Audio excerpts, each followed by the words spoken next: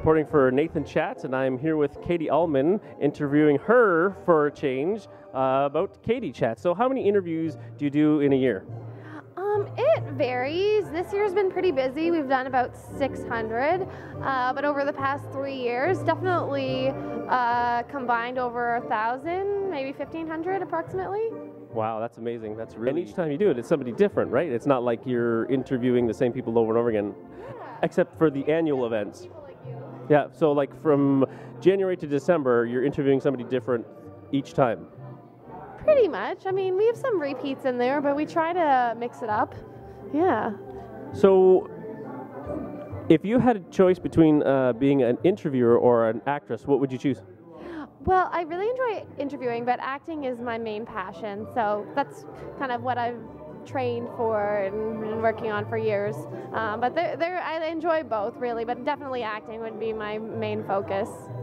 So do you think, because you've interviewed so many directors and producers and other actors and just cast and crew members, that you've gotten more gigs because of that? I definitely have gotten some jobs out of it, but I think more importantly, I have a better perspective on how the business works, and it's been kind of eye-opening to hear different people's perspectives, whether they're in more the creative aspect or the technical aspect of production. So it kind of gives you more, it has given me more of a respect for the process as well, I think. So what would your ideal acting gig be? Your ultimate role that you would love to play? Ultimately, I would love to end up on a TV sitcom. I love comedy and improv, so probably some quirky girl next door / Kramer from Seinfeld type would be really fun. So with all the connections you have now, with all these directors and producers and actors and actresses and cast and crew members, maybe you should put something together, and because you put so much energy into doing so many things for other people and helping them and getting their interviews out and promoting them, do you think that would be a good step for you to maybe kind of step back from what you're doing now and maybe focus on your own kind of goals like that, maybe working on a sitcom?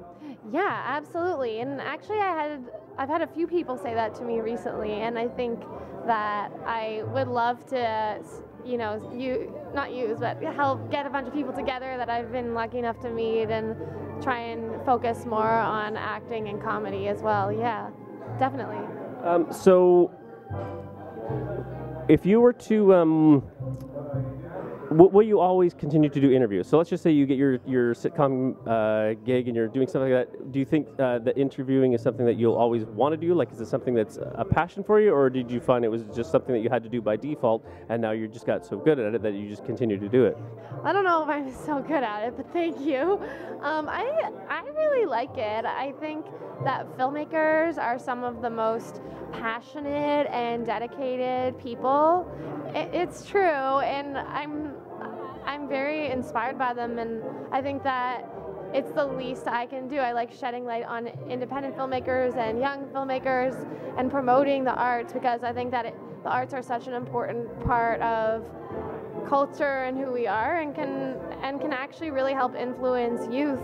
And it's a really good way to, you know, focus your energies and make a difference.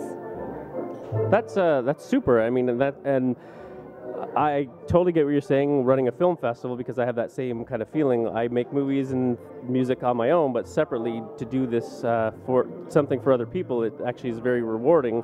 You do get to meet a lot of people, but it does kind of, you know, that you're making a difference in the community that you're part of. And I mean, yours is the film community, not just where you're based geographically, right? So I'm going to hand this back to you, and I'll, that was Nathan Chats. I was speaking with Katie Uhlmann of Katie Chats.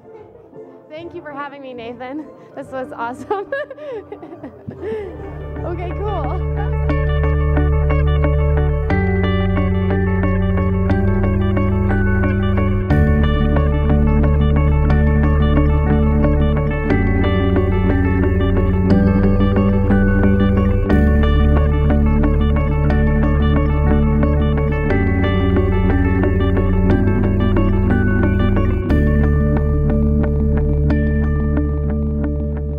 So you must get exhausted by the end of the week. You must be ready to just not open your mouth and kick back and not want to speak to another filmmaker again, or do you just get the drive to get back up and do it again? Yeah, I do like spending time alone in a dark room when I'm not doing this, but filmmakers are a really cool group of people, and it is something that I really enjoy as well. Then you should probably hook up with some editors, because they're also people that like to spend a lot of time alone in dark rooms. Yeah, that's so true. That might be a good fit for me. We can have a good time. So, do we have any editors here at the Hamilton Film Festival? We have, are you single? Yeah. Well, Katie Uhlmann is single and is looking for an editor who likes to spend time in dark rooms alone. Okay, that's embarrassing. Let's change That gentleman in the back there, I think. All right, I'll take this away from you now. Okay. Okay. And